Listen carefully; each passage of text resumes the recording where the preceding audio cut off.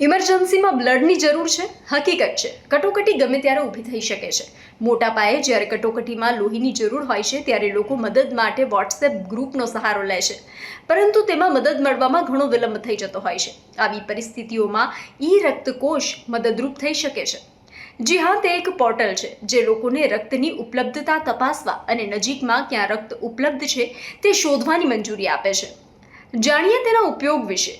તો પહેલા રક્તકોષ સાઇટ પર રક્તકોષ પોર્ટલની મુલાકાત લો. ત્યારબાદ લોહીની ઉપલબ્ધતા શોધો પર ક્લિક કરો. તમારું સ્થાન અને રક્તનો પ્રકાર પસંદ કરો અને હવે આ પોર્ટલ રજિસ્ટર્ડ બ્લડ બેંકમાં રિયલ ટાઈમ સ્ટોક માહિતી પ્રદાન કરશે. તમે માહિતી મેળવવા અને રક્ત અનામત રાખવા માટે સીધા બ્લડ બેંકનો સંપર્ક કરી શકો છો. આ પોર્ટલ મુશ્કેલ સમયમાં રક્તની જરૂરિયાતવાળા લોકોને મદદ કરી શકે છે.